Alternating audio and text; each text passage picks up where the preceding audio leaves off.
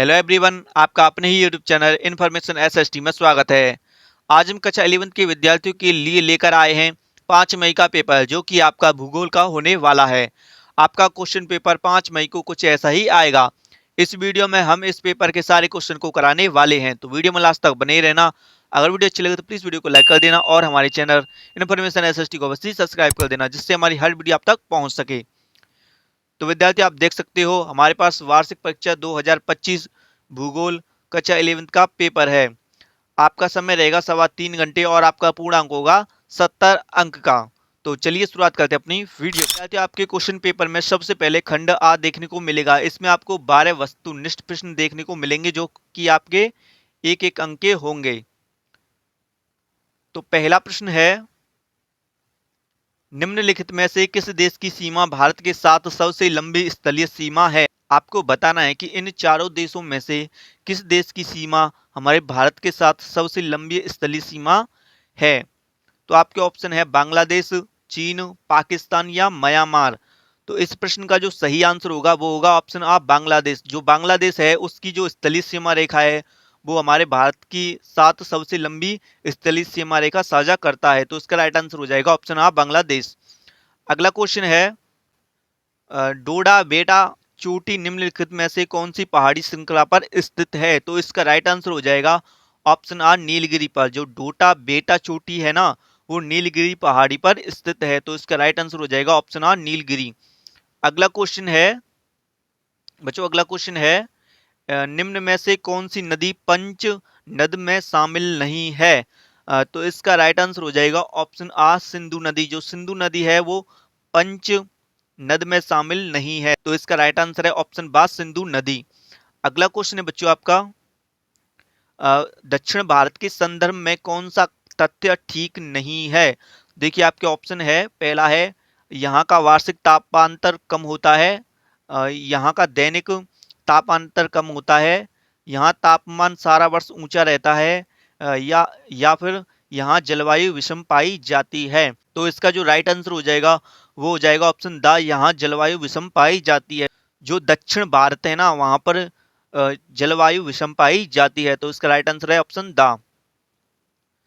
अगला क्वेश्चन है बच्चों आपका, निम्न में से किस विद्वान ने भूगोल शब्द का प्रयोग किया है? तो बच्चों इसका जो राइट आंसर हो जाएगा वो हो जाएगा ऑप्शन बा इरिटास्थनीज ने। किसने? इरिटास्थनीज ने भूगोल शब्द का प्रयोग किया है। अगला क्वेश्चन है बच्चों आपका, निम्नलिखित में से कौन सा स्थल मंडल को वर्णित करता है? आपके ऑप्शन है ऊपरी व निचले मंडल, भूपटल व ऊपरी मंडल, भूपटल या व क्रोड़, या मंडल व क्रोड़। तो इस प्रश्न का जो राइट आंसर हो जाएगा वो हो जाएगा ऑप्शन बा भूपटल व ऊपरी मंडल स्थल मंडल को वर्णित करता है। ठीक है। अगला क्वेश्चन है बच्चों आपका, निम्न में से कौन सी अवधि सबसे लंबी है? आपको बताना है कि इन चारों में से कौन सी जो अवधि है वो सबसे लंबी है। आपके ऑप्शन है बच्चों, ऑप्शन अ ईओन, महाकल्प, कल्प या युग। तो इस प्रश्न का जो राइट आंसर हो जाएगा वो हो जाएगा ऑप्शन आ ईओन। जो अवधि है वो सबसे लंबी अवधि मानी जाती है। अगला क्वेश्चन है बच्चों आपका, हमारे देश का प्राचीनतम स्थलाकृतिक स्वरूप है। तो इस प्रश्न का जो सही आंसर होगा वो हो जाएगा बच्चों ऑप्शन सा दक्षिण का पठार हमारे देश का प्राचीनतम स्थलाकृति स्वरूप है। तो इसका राइट आंसर है ऑप्शन द दक्षिण का पठार। बच्चों अगला क्वेश्चन है आपको, भारत में शीतकालीन मानसून जिस दिशा में चलते हैं वह है। तो इस प्रश्न का जो सही आंसर होगा बच्चों वो हो जाएगा ऑप्शन आ स्थल से जल की ओर। जो भारत में शीतकालीन मानसून होते हैं वो स्थल से जल की ओर चलते हैं। तो इसका राइट आंसर है ऑप्शन आ। बच्चों अगला क्वेश्चन है आपका, सतलुज व काली नदियों के बीच जो भू आकृतिक भाग विस्तृत है वह है। तो इसका राइट आंसर हो जाएगा ऑप्शन सा कुमायूं हिमालय। ठीक है। जो सतलुज व काली नदियों के बीच जो भू आकृतिक भाग है ना, वो कुमायूं हिमालय है। तो इसका राइट आंसर है ऑप्शन सा। बच्चों अगला क्वेश्चन है, कन्याकुमारी से गोवा के बीच के तट को कहते हैं? जो कन्याकुमारी से गोवा के बीच का जो तट है उसे क्या कहते हैं? तो इसका राइट आंसर हो जाएगा ऑप्शन बा मालाबार। क्या? मालाबार तट कहते हैं। ठीक है। बच्चों अगला क्वेश्चन है आपका, भारत के जिस राज्य की सीमा अन्य देश से नहीं मिलती वह है। तो इसका जो आंसर होगा वो होगा ऑप्शन द हरियाणा। ठीक है, जो हरियाणा है ना उसकी सीमा किसी भी देश से नहीं लगती है, तो इसका राइट आंसर है ऑप्शन द हरियाणा। विद्यार्थियों आपके जो वस्तुनिष्ठ प्रश्न थे वो भी कंप्लीट हो चुके हैं। अब आते हैं बच्चों आपके रिक्त स्थान, अब इन्हें देखने वाले हैं हम। बच्चों आपको एक बात और स्पष्ट कर देना चाहूंगा, यह क्वेश्चन पेपर ओरिजिनल पेपर नहीं है, ये सिर्फ प्रैक्टिस सेट है। इसकी सहायता से आप अपने एग्जाम की प्रैक्टिस कर सकते हैं। अब बच्चों आपका पहला जो रिक्त स्थान है वो है बच्चों नंदा देवी जीव मंडल नीचे खालिस्तान प्रांत में स्थित है। जो नंदा देवी जीव मंडल है वो किस प्रांत में स्थित है? तो इसका जो राइट आंसर हो जाएगा वो हो जाएगा बच्चों उत्तराखंड में। कहां पर? उत्तराखंड में स्थित है। ठीक है, आपको याद रखना है उत्तराखंड। बच्चा अगला क्वेश्चन है आपका, मिजोरम जिसे खालिस्तान बेसिन भी कहा जाता है, तो इसका राइट आंसर हो जाएगा मोलासिस बेसिन। ठीक है, क्या क्या कहा जाता है? मोलसिस बेसिन। ठीक है, आपको याद रखना है मोलसिस बेसिन कहा जाता है। जो मिजोरम है उसे बच्चों मोलसिस बेसिन भी कहा जाता है। बच्चों अगला क्वेश्चन है आपका, अगला क्वेश्चन है ब्रह्मांड की उत्पत्ति संबंधी सर्वमान्य सिद्धांत खालिस्तान है। तो इसमें आएगा बच्चों बिग बैंग सिद्धांत। कौन सा सिद्धांत? बिग बैंग का सिद्धांत ब्रह्मांड की उत्पत्ति का संबंधी सर्वमान्य सिद्धांत है, तो इसमें आएगा बिग बैंग सिद्धांत। ठीक है, आपको लिख देना बिग बैंग। ठीक है, बिग बैंग सिद्धांत। ठीक है, तो हमारा जो थर्ड रिक्त स्थान है उसमें आ जाएगा बिग बैंग सिद्धांत।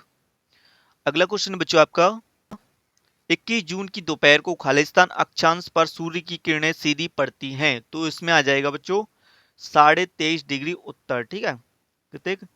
23.5 23.5 डिग्री उत्तर। ठीक है, उत्तर 21 जून की दोपहर को 23.5 डिग्री उत्तर अक्षांश पर सूर्य की किरणें सीधी पड़ती हैं।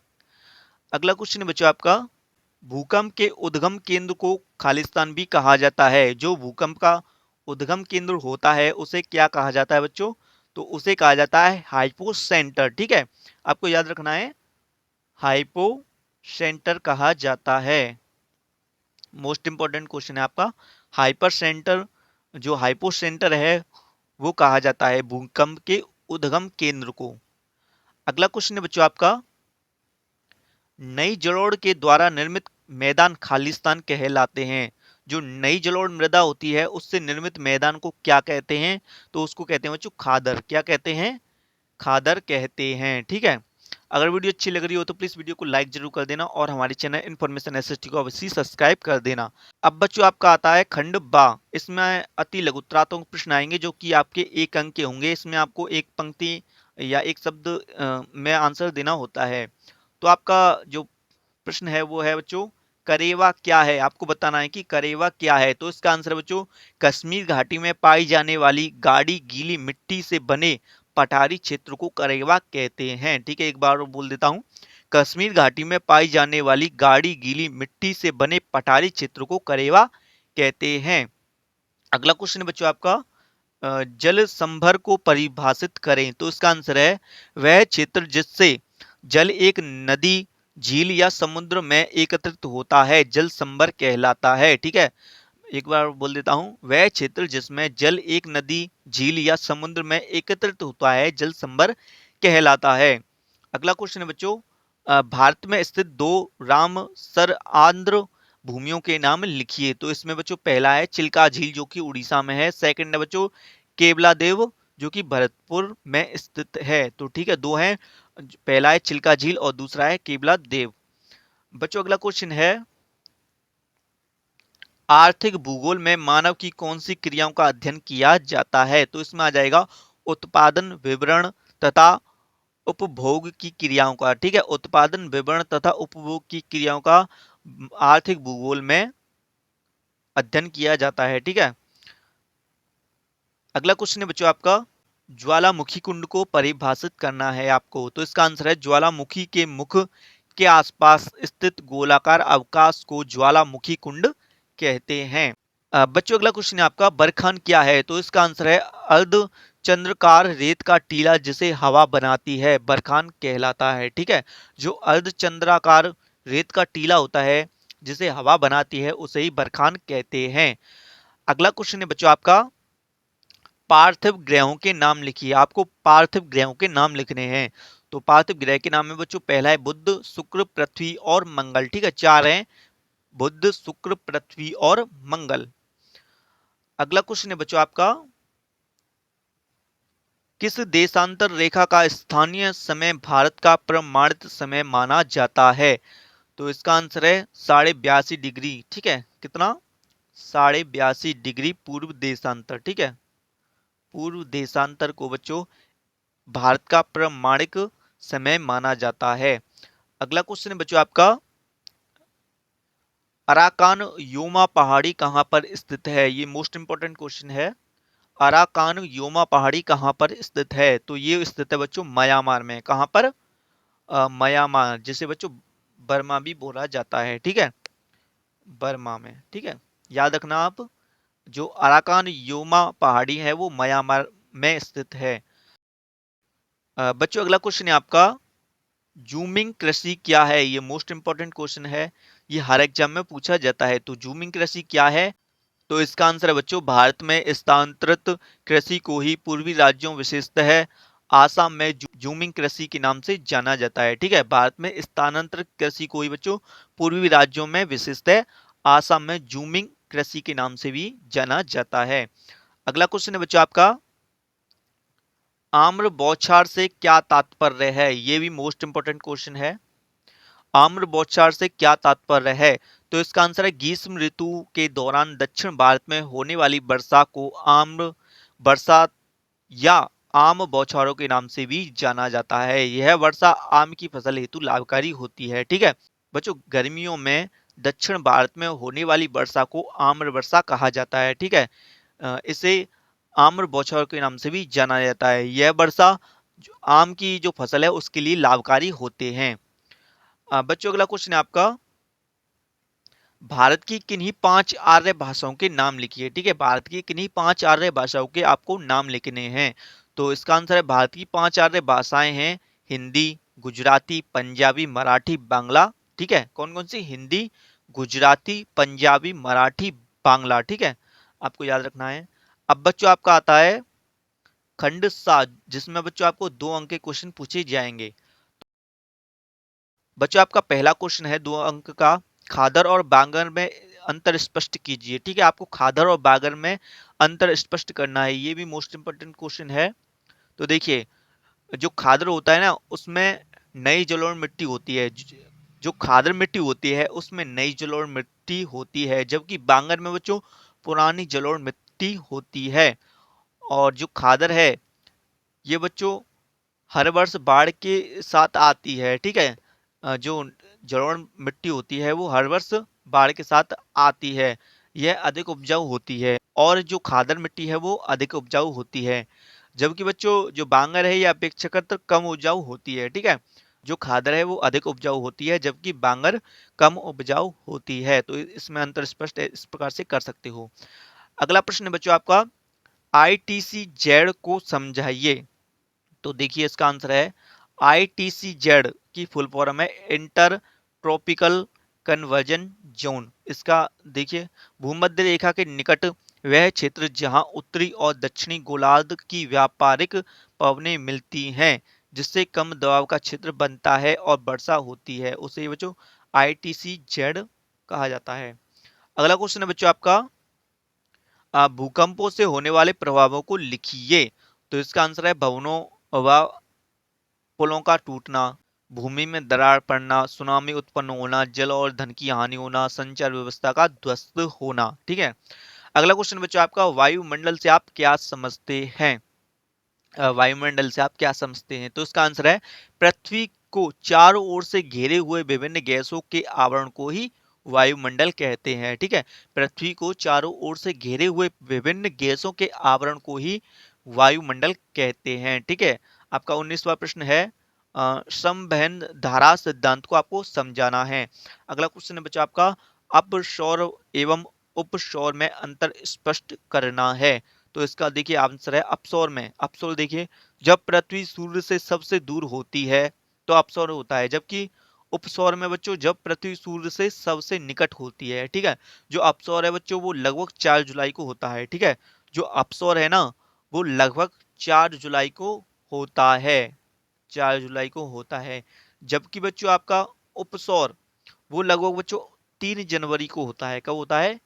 3 जनवरी को होता है। तो आपको याद रखना है। ठीक है, अगला क्वेश्चन था आपका, आप देख लेना, स्थल एवं समुद्र समीर को परिभाषित आपको करना था। ठीक है, अगला क्वेश्चन है आपका, अब आते हैं आप बच्चों आपके 3 अंक के क्वेश्चन। ठीक है, अगला क्वेश्चन था आपका, भारत के तटीय मैदान पर आपको टिप्पणी लिखनी है। अगला क्वेश्चन है, शैल क्या है? आग्नेय एवं अवसादी एवं अवसादी शैल में अंतर स्पष्ट आपको करना है।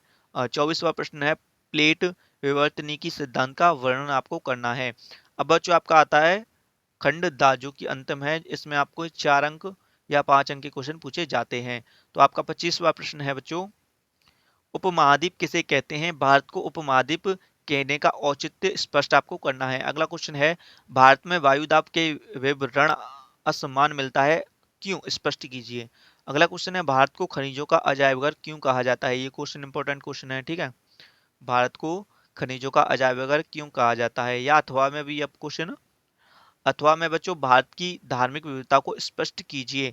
अगला क्वेश्चन है बच्चों आपका, भारत के समुद्र तटों के महत्व को स्पष्ट कीजिए। अथवा में बच्चों आपका मेले व त्योहारों का भारतीय संस्कृति में क्या महत्व है? ठीक है, मेले व त्योहारों का भारतीय संस्कृति में क्या महत्व है? ये आपका प्रैक्टिस सेट कंप्लीट हो चुका है। अगर वीडियो अच्छी लगे तो प्लीज वीडियो को जरूर लाइक कर देना और हमारे चैनल इन्फॉर्मेशन एसएसटी को ऐसे ही सब्सक्राइब कर लेना।